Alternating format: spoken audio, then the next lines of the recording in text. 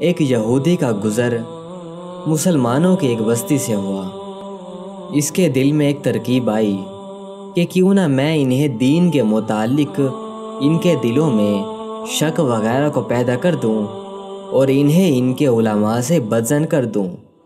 بستی میں داخل ہونے سے پہلے ہی ایک چرواہے سے ملاقات ہوئی۔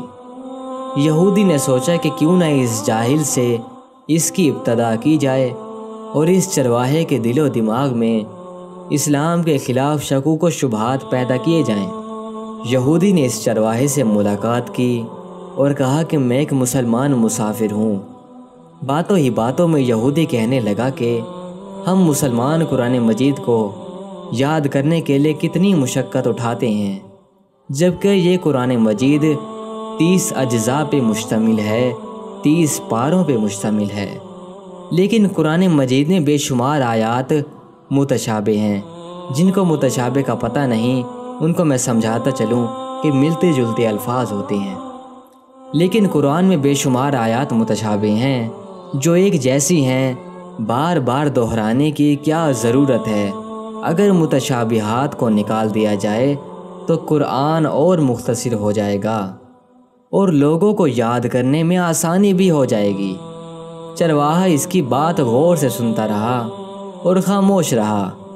جب یہودی کی بات مکمل ہوئی تو چرواہے نے کہا کہ واہ، تمہارا خیال تو بہت اچھا ہے۔ یہودی دل ہی دل میں بہت خوش ہوا کہ یہ چرواہا میرے چال میں پھنس گیا۔ پھر اچانک چرواہے نے کہا، میرا ایک سوال ہے۔ یہودی نے کہا، جی پوچھئے تو صحیح۔ تم چاہتے ہو کہ قرآن میں متشابہات یا تکرار ہے، اس کو نکال دینا چاہیے؟ یہودی کہنے لگا، ہاں بالکل، میرا یہی خیال ہے کہ جو آیت ایک مرتبہ سے زیادہ ہو اس کو قرآن سے خارج کر دیا جائے تو قرآن مختصر ہو جائے گا اور یاد کرنے میں آسانی بھی ہوگی۔ چرواہے نے کہا، مجھے ایسا لگتا ہے کہ تمہارے بدن پر بھی بعض اعضاء ایک سے زیادہ ہیں جو تکرار پیدا کرتے ہیں جس کا کوئی فائدہ نہیں ہے۔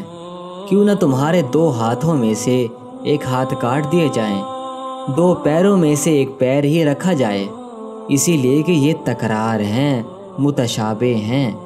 2 آنکھوں میں سے ایک آنکھ بھی نکال دی جائے، 2 کان اور 2 گردوں کی کیا ضرورت ہے؟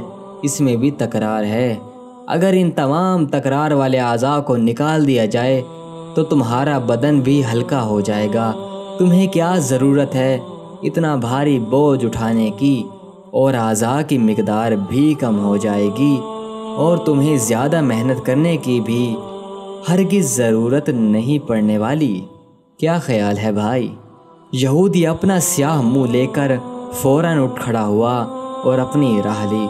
زندگی بھر یہی سوچتا رہا کہ جب مسلمانوں کے چرواہے کی یہ فکر ہے، اتنا مضبوط ایمان، اتنی مضبوط دلیل، تو مسلمانوں کے علماء کتنے عظیم ہوں گے، کتنا عظیم ان کا کام ہوگا، کیا خاندانی دلیل ہوگی ان کے پاس۔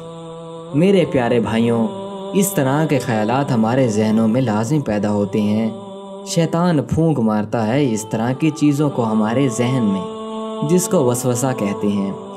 اگر آپ کے ذہن میں کچھ خیالات آتے ہیں تو آپ لازمی کسی علماء کرام سے رابطہ کریں۔